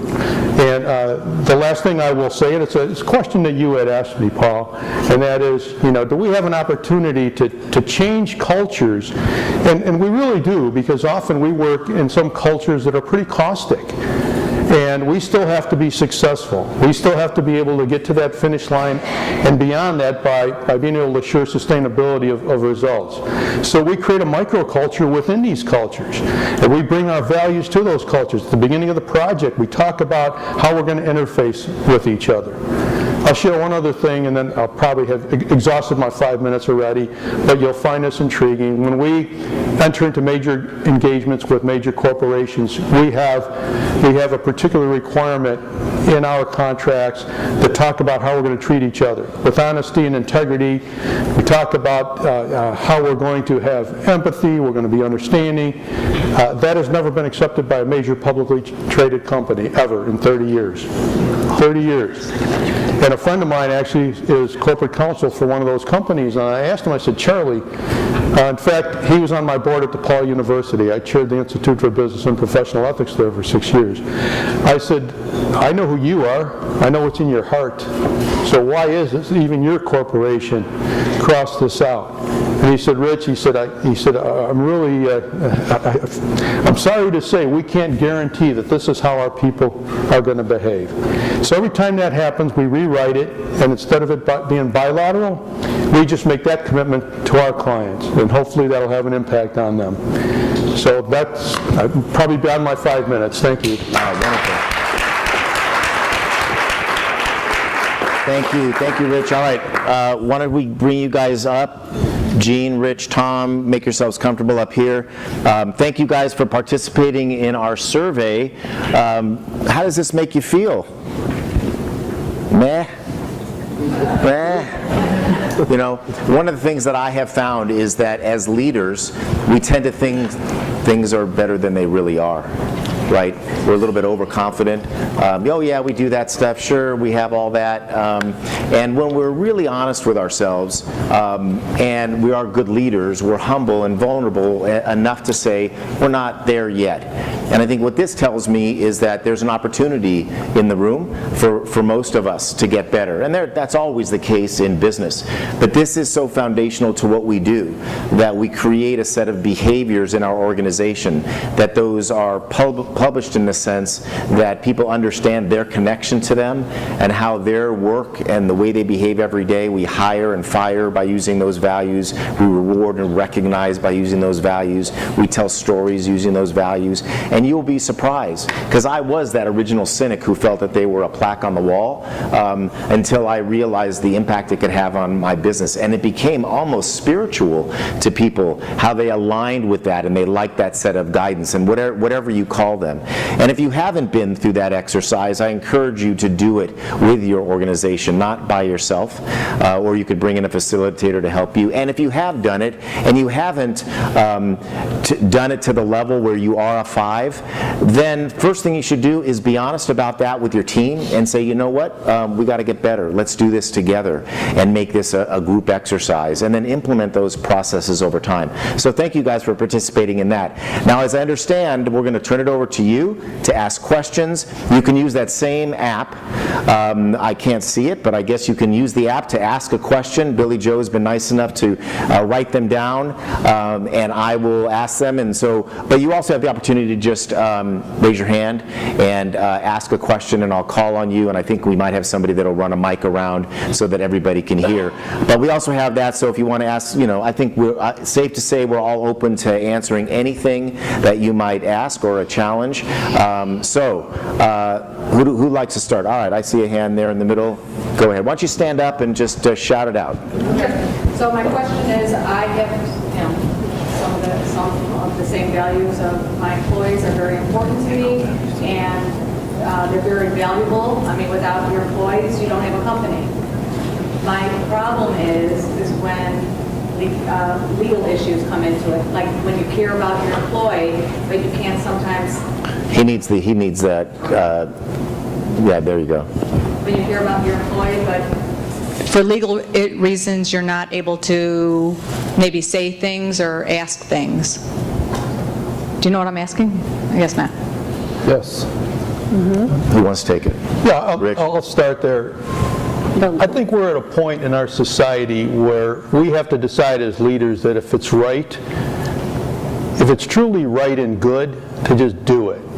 One of our values is spirituality. And I have clients ask me all the time, what does that mean? I said, believe in a higher power or believe in God. I don't know how many different employees we have, of different faiths we have within the corporation, but in our interview process, I tell our prospective employees that we're not joining them, they're joining us.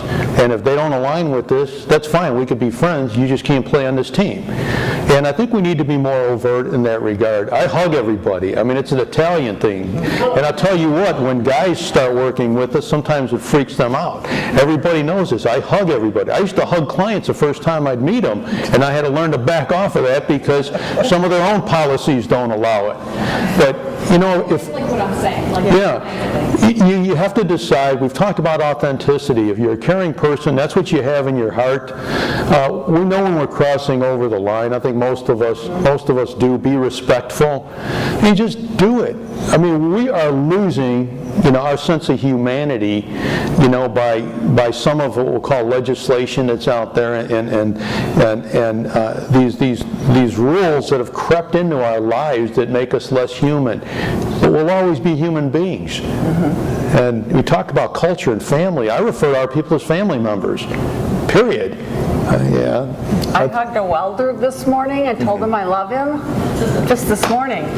Because he welded a really intricate part, and I had a picture taken of it and had it matted and framed, and I gave it to him this morning. He was just shocked, and he was just so excited, and I just said, well, I love you. I hugged him. Is he the guy that's stalking you now? No. All right, here's one that you guys sent in. How do you get buy-in for a cultural change when leadership doesn't recognize that there is a problem with the culture? I can't answer that. Yeah. I didn't think there was a problem. They told me there was, so I just went along with them. I can't, I supported them, but I didn't think that they were right.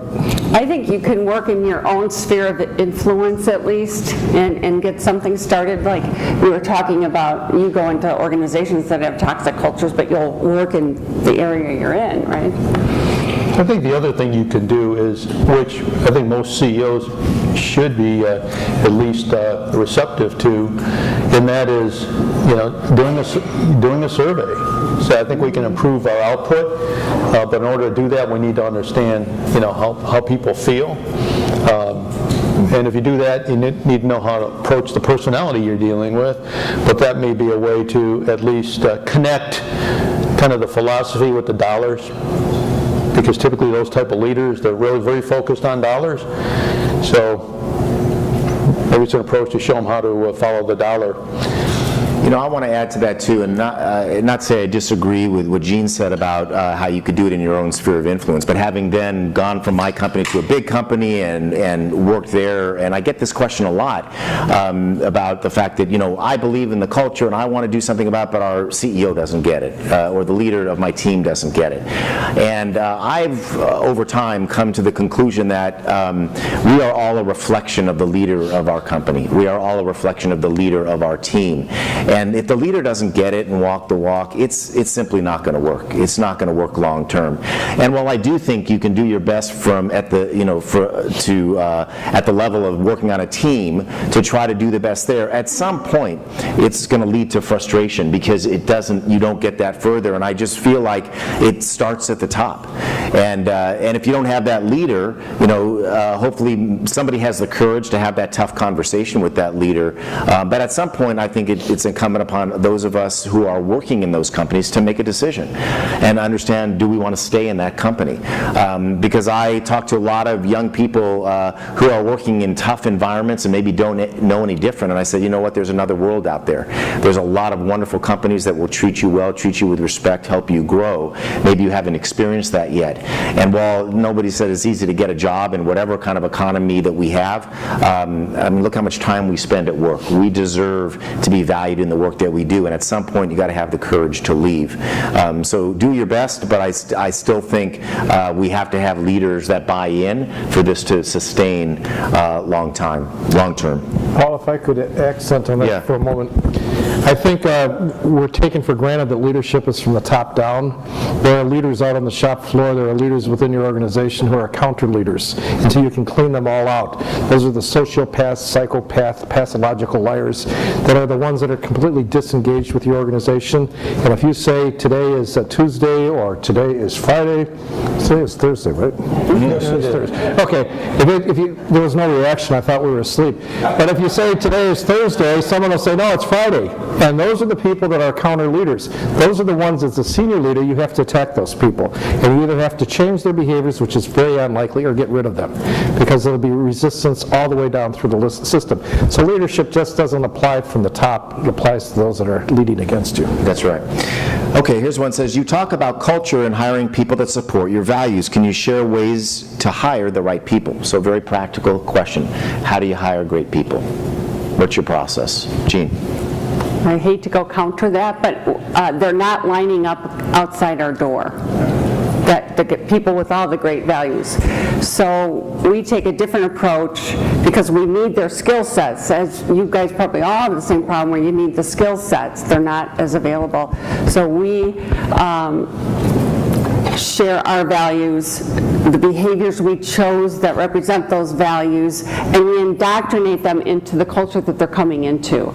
I find that a lot of people were raised without values, so they don't necessarily even know what we're talking about at first, but the more they're immersed in it, they get it. And most of them, if they don't fit, they'll leave kind of on their own, because an unhealthy person doesn't fit that well in a healthy culture, so they kind of opt out. But I wish they all had great values lining up outside our door, but it's not that way. So you feel like you can teach it to them once they're in? Absolutely. Okay. And it's worked out really good for us. It's working well. Okay. Yeah. Rich? Yeah, for us, I will tell you that in almost 30 years, our single greatest constraint to growth has been finding the right people, fit. We have extraordinarily intelligent people. For 19 years, we averaged 1 out of 100 who was considered, and that's empirical data. In the last 10 years, that has dropped to 1 out of about 150. So we are going through a lot of paper to find individuals who will fit. But as Paul and others mentioned here, at least half of our process is focused to peeling back the onion to find out what this individual is all about and whether their values align with ours. People know how to interview really well these days. They're very well prepped. So anyone who gets hired by our company goes through at least 8 interviews. And we are wrong 10% of the time. Not very proud of that, but we don't live with it. And I think that's very important. Something else that I would suggest is that you be very overt. you don't have an obligation to change your environment to suit individuals. You have an obligation to tell them, stone cold honestly, what your expectations are. And I present it pretty much that way. I interview everyone we hire.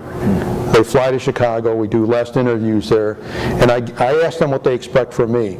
But I very much make a point to have them understand these are our values. I tell them when we get together as a company, I'm going to ask them to bow their heads, and we're going to thank God for all of our blessings. I said, I understand that in today's society, some people disagree with that.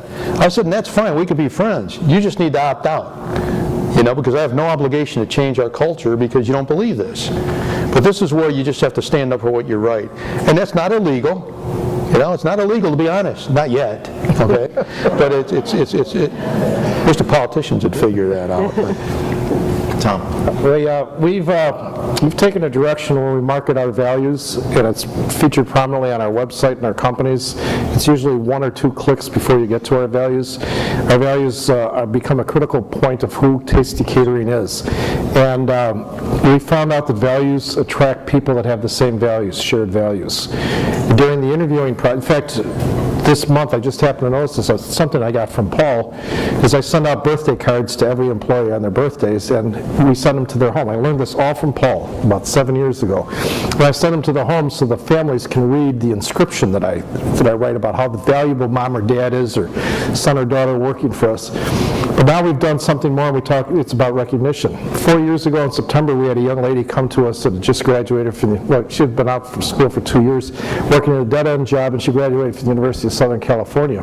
Came back to her parents in Vernon Hills and wanted to be in the hospitality industry, and she screened all the hospitality companies, event planners, caterers, wedding planners, etc. She told me when she came in to apply for a job, and she said, I'll work for no pay as an intern. I just want to experience this. She said, every one of your 7 core values match equally with mine. I believe in every one of those, and I want to work at a values-driven organization. And she said, I looked on your website further about us. All of our employees are listed and how many years that they've been with us. In the hospitality industry, as Faith can tell you, I can't see Faith right now, but in the hospitality industry, there's tremendous turnover. And we have a majority of our full-time employees seem to have been with us over 10 years. We have employees who have been with us 25 years that are culinarians. We have a dishwasher that's been with us for 22 years. And they don't leave, and then they have a ability to say something so you can hear their voice, and they talk about what they like and what they believe in. We hired her and then hired her full-time, hired her on a 90-day contract, and then hired her full-time at Christmas. In February, it was a very slow February because it was snow and cold, and a lot of our hourly employees were not getting hours. We guarantee a minimum of 30 hours to our employees, our hourly employees, so they can feed their families and they can budget accordingly. And we were walking through the kitchen, and we were the last 2 in the building on a cold February night, and she said, why don't you lay me off? Why don't you just let me not work and I'll go home and stay with my parents and give the money to the people that need it, all these cooks and chefs and drivers that aren't working. And I gave her a hug and I kissed her on the forehead and I said, we're never letting you go, Nikki. That's the kind of attitude that I want this company to be about, and we don't terminate or we don't lay off salespeople. We need salespeople to generate. So about 3 months later, there's this new girl in, because I'm like Rich, I try not to do any of the hiring. I want the teams to hire. You know, they get vetted properly, and then the teams actually select who they want to work within their team. So I'm sitting having lunch with this new lady, and I said, hi, I'm Tom, and I'm Michelle, and we're talking. I said, how did you come here? She said, well, my best friend told me how much she loved her job. She's always telling me how much she loved her job. I've been friends with her since I was 5 years old, and I've never loved any job in my life. And she told me there was an opening, so I applied, and here I am. I said, who's your best friend? Nikki, the girl who was going to be laid off. So now we're hiring people that share values. Part of the screening process that I used to do, and now other people do it, is we have our core values up on the wall in the conference room. And we sit underneath the conference room and we watch the eyes go left to right, and then down. So sometimes they'll stop and I'll say, oh, are you concerned about number 5, competitiveness and strong determination to be the best? Yes, how will you judge me? How did you know I was on that one? Well, I counted 1, 2, 3, 4, 5. I knew exactly which ones your eyes would hesitate on and say, So now we've trained other employees within our company to watch for those indicators, to watch for those signs to see if they believe in it. Sometimes people go like, okay, well, you're not a fit just because you shrugged your eyes the way you read it. We also give them 20 days, 4 weeks to decide if they're one of us and for us to decide if we're one of them. And at the end of 4 weeks, we'll either give them $2,000 if they want to quit or give them $2,000 if we terminate them. Because we think it's unfair for us to bring somebody in and then find out they're just weren't the right fit. We didn't do the right thing. And in the 6 or 7 years we've been doing that, we've never had anybody ask for $2,000. We've given $2,000 because we don't think they're a fit. And then that's done by polling, by people saying, I don't think that Jean's a fit. I don't think she's one of us. And then our people will say, yeah, we don't believe she's one of us, and they're gone. Paul, may I say one other thing? Yes. How many of you are familiar with Glassdoor? Okay, pretty much everyone. Glassdoor, right? So the one young lady had asked about not being able to convince a CEO. You know, what happens if you have a CEO that doesn't buy into this? Tell him or her to go to Glassdoor, because that's the future of the company. That and LinkedIn and some of the comments, social media, companies can be destroyed overnight. That wasn't the case 10 years ago. Just 10 years, probably wasn't the case 5 years ago. I go to Glassdoor all the time. I want to know what people are saying about us. Candidates who we don't hire, I want to know what they're saying about us. And when I'm sitting across from a candidate, I've already looked at his or her LinkedIn profile. That tells me a lot about them. So a lot of information out there. Yeah, we're all exposed. One other thought that I had too, which is I think just another tool, because Rich talked about how everybody goes through 8 interviews, and even in our call center for somebody on the front line, we put them through multiple interviews, not just with the hiring people, but people above them, below them. And what we realize is putting somebody through multiple interviews can be tough, not only on the person that's being interviewed, but on everybody else. And we got in the rut of asking all the same questions, and so those conversations were very repetitive. So what we did is we kind of have a divide and conquer strategy, where there are some people that are there just to talk about the skills for the job because they have the experience to understand that. And then there's other people that are going to determine if they're a culture fit. I happen to be a terrible interviewer. I can just tell you if I like someone. I can tell you if they're likely going to be a culture fit. But there's other people on the team that are going to do a better job of determining whether they have the skills to do the job. So we divide and conquer and then get together at the end of the day and see how we feel. Bottom line is nobody bats 1,000%, right? Even with Rich's 8 interviews, 10% of the time we make a mistake. Key is how quickly do we figure that out? So this is a great question that somebody had. You have a member of your senior team who's a real contributor to the organization, but is not a cultural fit. What do you do? That's easy. That's easy. Yeah, that's it. Out. Anything else need to be said about that one? They just go? All right. Good enough. All right. If a CEO wants to change the culture but has concerns regarding the output, revenue, and productivity, how would you explain the benefits to the CEO to help him jump in with the idea? So this CEO is concerned that cultural change will have an impact on the productivity, revenue, profitability of the company. How do we convince him that there's an ROI to this work? Read Tom's book. Read Tom's book. Yeah. I mean, there's, our company has been studied often because we're very successful financially. We've never had an objective to hit a certain profit margin, because I've always believed that if you have the right strategy, you execute on it, you have the right culture, you're going to achieve it. But I think there's so much out there in writing about successful companies, that have approached it from a financial standpoint. Actually, it's one of the concerns that I have, Paul, is that there are a lot of posers out there, because right now there's a lot being written about culture, and companies like to portray themselves as having great cultures, which, quite frankly, to those who think like we do, it's pretty insulting, because now you've got prospective employees that are even more skeptical than they ever were before. But it just takes longer. Eventually, you're going to win them over. They're going to live in the culture, and they're going to understand you're for real. But what I have found is that people that don't get it or don't believe it do need to be convinced. Yeah. And the question is going to be, so how does it pay? What is the ultimate return for our business? And I saw that in no bigger way than when I went to work for a public company and sat in front of a board of directors who were very cynical about this. Like, why are we hiring you, and why are we bringing on these efforts? We seem to be doing really well, 70 quarters of exceeding Wall Street expectations. Why do we need to change. And so I knew going into that I had to show an ROI for that work. And it wasn't just going to be that we improved employee engagement scores. They actually hadn't done a survey in 5 years. And yes, year over year we saw employee engagement go up. But we also saw that we should measure other things. And so we looked, for example, at the cost of employee attrition. And in this public company, and I worked directly with the CFO, the employee attrition in 2012 cost between $25 and $40 million. Because you can actually quantify it pretty closely. It's really expensive to fire and retrain and hire and all of that. In that next year, through a combination of many things, we brought that voluntary attrition down 5%. Okay, that was $2 million direct to the bottom line. Do you think the board liked hearing that? Of course they did. We also saw that the customer satisfaction scores were tracking exactly the same direction as the employee engagement scores. We wanted to show that relationship. Then we ran profitability by location, and we had 200 locations in the U.S. 50% of the top 10 most profitable locations had the highest employee engagement scores. So for us, it's just intuitive. It makes sense, common sense. Happier people create more profitability.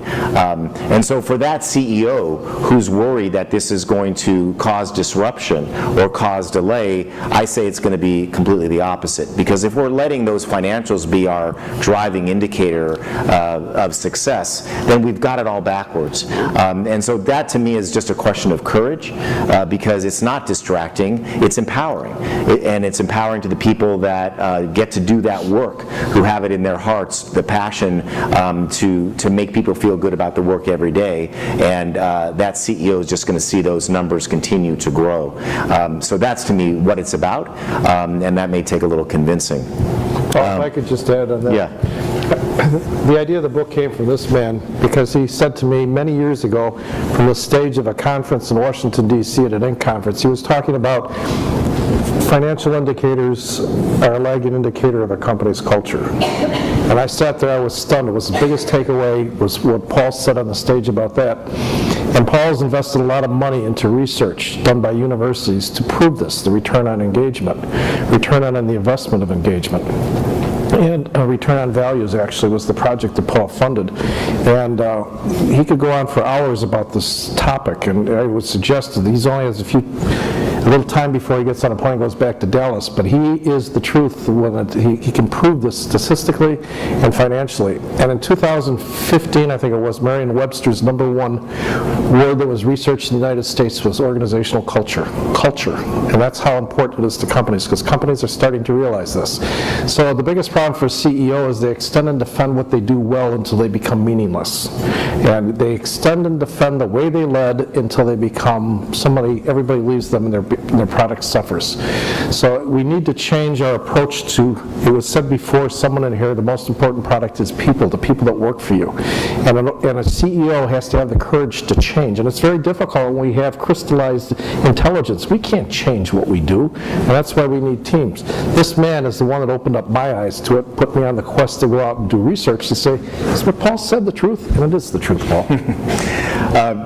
This is a great question to follow up on that, Tom, is because we've been talking about leadership, and we're giving all you guys a hard time about the work we can do that's better. But how much of this culture thing is the responsibility of the leader versus the responsibility of team members? Or is it a combination?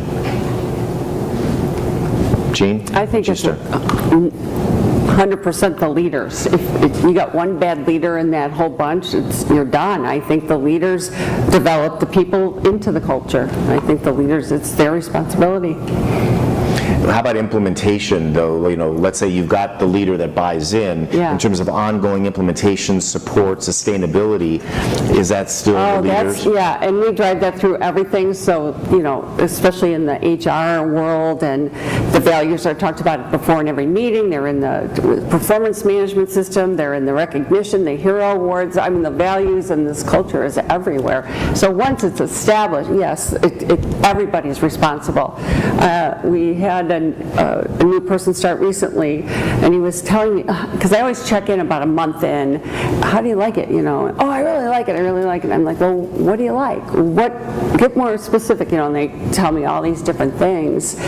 And then I'll say, well, okay, now it's because everybody helps them, and Now it's your job to be that. You get to be that now. You are the culture now. So it's everybody's responsibility, really. I mean, I agree. It's all about the leader. It starts and ends with us. It's 24/7. It's not, just when you're in your office, in your shop, what have you, because you're representing that organization all of the time. We talked about social media. There's not too many indiscretions you could have that aren't going to be out there.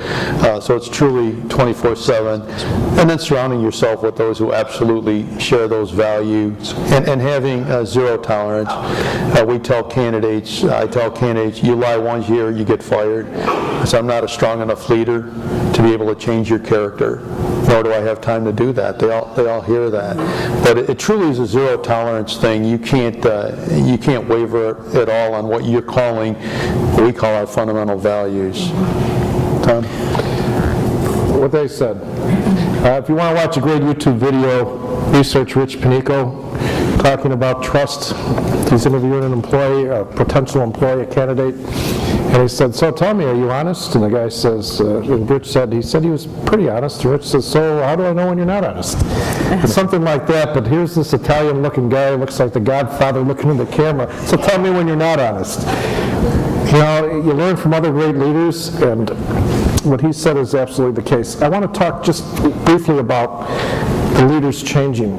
When we did our leadership change, our culture change, I was told that I could not participate, nor could my two brothers who are partners. And this is what Tim said at the age of 24. Age of 24, talk about brilliant, fluid thinking. He said, if you make the change, everybody's going to resist it. If they make the change, they'll follow it because they believe in it. Intrinsic versus extrinsic. He said, but it should be you to make sure it happens and it continues. Pretty brilliant. So they created the culture, but it's my job to enforce it. Gene, I think this is for you. How do you get different ethnic cultures to buy into the company culture and values? Well, that's a great question. We have 6 different languages spoken amongst our 120 people, and we really honor that. We have Bosnian, Serbian, Polish, Vietnamese, English, and Spanish. So what a conglomerate of crazy. But so that being said, you're also meshing these ethnic cultures together. And one of the many ways, we do many things, but one of the many ways, we have our 5 values as well.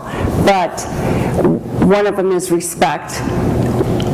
What does respect mean to somebody that, we have a Serbian guy and a Bosnian guy, and they were at war in the 90s, and they're working together. It's like, what does respect mean to them? Or I like to use the example of, I grew up north of here in Libertyville, Illinois in the 60s and 70s, and there was no diversity at all. Everybody looked like me. And there's a welder that grew up in the gangs in Chicago, right? So our different definitions of respect are so vastly crazy different, where, these guys are respecting me, you're respecting me, you're treating me well, that's my version. His version is, if you disrespect me, I have to shoot you. That's just the code. So how do we get those cultures together, right? So it took about a year, but we worked in groups in the company, and we defined what respect meant. And I'll tell you, I never would have put this down, so we have like 3 behaviors. The very first behavior for respect is I return what I borrow. Like that never would have come out of my mouth. I don't borrow much. But you got a shop full of guys with toolboxes. I return what I borrow is respect or disrespect. So they decided what the behaviors are for each one of our 5 values. So that was one thing. That was one of the many things. Because even the words in different languages mean a little slightly different. There's nuances to it. So we really put the time in. And we interpret everything. It's not fair to have people in a meeting and they can't understand anything. So we don't hire interpreters. We just happen to have people that are bilingual that speak these different languages. So I think that's just showing the respect to the people too. So. right, this one I think is for you, Rich. It's a really interesting situation. I'm a partner in a computer consulting firm with about 80 consultants, very diversified. We place them in offices. We answered an RFP for a suburban township that is very lucrative and could lead to a lot of other work. The township is based on the RFP is based on the condition that we use African American consultants for the on-site work. We have the perfect people, but my partners and I disagree since our core value is to choose consultants based on skill sets and workload and be colorblind. What should we do? Well, I have refused to do government work for 30 years. I've had the post office almost begged us to do work because I'm a person who believes that God created us all equal, and that's how we hire. Where I grew up, you were black, Italian, or Spanish, growing up through my grammar school years, and we didn't even recognize differences. It's kind of weird because I think we're kind of moving backwards. And quite frankly, I moved away from that work because I said earlier that you have to decide whether you have a price, and we're all about equality. Our companies like the United Nations, but you know what? Everyone who is there understands that they are there because our values match and because they're extraordinarily talented leaders, period. There's no one that believes that they were hired for any other reason other than they were qualified for it. Good answer. All right, Avis says the customer is number one. As a CEO, is the customer number one or are employees number one? Employees. What do you say? Employees. Unanimous. Yeah, employees. Absolutely. Boys. Very good. That's back to that circle of growth that we talked about. All right, this is another good, this probably comes from more of a middle manager. Zero tolerance is easier when you own the company, right? How about when you don't and have to manage your approach to avoiding exciting reactions from those who have power to remove you or get in your way? So how do I navigate when I don't necessarily have the authority and others might have, could get rid of me if they wanted to? Well, how conscious is the CEO? If they have a good culture, then to me it's the leader's job to drive the fear out of the organization. You got to find it and get it out. And there's systematic fear, there's people that stir up the fear, and it just can't be there. You can't have trust if everybody's afraid. And just like this person that asked the question, there's fear. They're afraid. Yeah. So. You know, I'd answer that too by saying that what I have found, especially when I worked at this larger company and I was involved a lot with middle managers and senior leaders, and you know, the CEO can't get involved in everything when you have thousands of employees too, is I found I was like a completely unlicensed and unqualified psychologist. And that's really all I did all day. And my conclusion was that a good conversation solves just about everything. And how many times did I have people come to me to talk to me about someone else on the team and complain about them, and I challenge them and say, well, have you talked to this person? Well, no, I haven't talked to this person. And then when you do that, 90% of the time it's resolved, because most people have good intentions. We all have those jerks in the organization, we're going to get rid of those, but most have good intentions. But we live in fear, right? Especially when our job or our livelihood might be threatened in some way. It's just natural. And so I learned to kind of give people the benefit of the doubt. Just the same thing with these command and control leaders who I always thought were jerks, until I realized, you know what, they're not jerks, they don't know any different, because what they were taught worked for 20 years, 30 years, got them to where they are, got them 10 promotions, and they have big hearts, they're sensitive too. They just didn't do it because what they did worked. And guess what? It just doesn't work anymore. So we have to be open to changing. So in this case, and hopefully it's an open enough environment, or the person that's got the issue has enough courage to sit down and have a real conversation, and hopefully that leads to something positive. You guys are doing great with these questions, by the way, so if anybody does have one they didn't write, would want to raise your hands, we just have a few minutes left.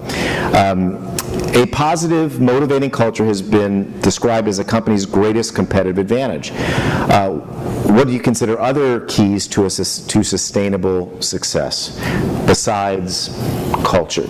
Rich, why don't you take that? Sure. When I speak to groups about culture, I always end with the statement, you can have the greatest culture in the world and a failed company, and have everybody really happy as they pack up and go home.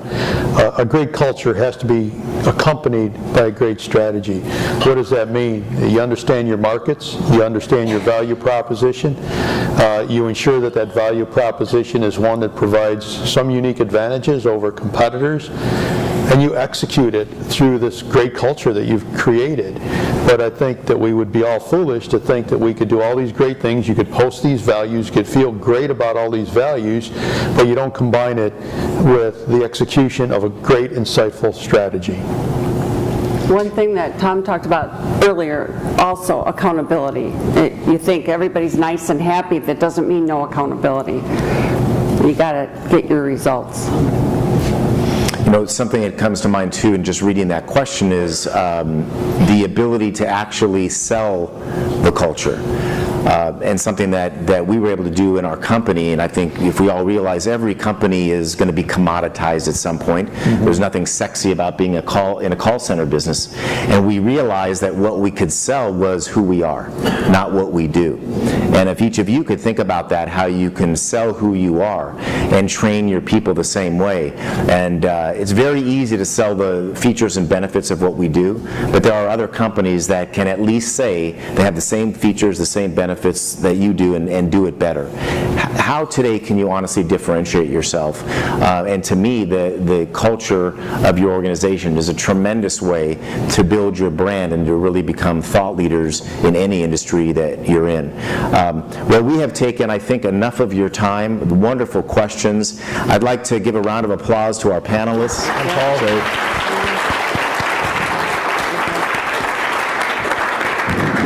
So thank you very much. You guys, I know Tom and I will be out in the hall. We have some books for you guys. Happy to sign it if you'd like. I just want to leave you with a quick quote myself. I told you I started my business with my two brothers. My older brother left the business in 2000. Our younger brother unfortunately passed away from a brain tumor at 43 years old in 2005.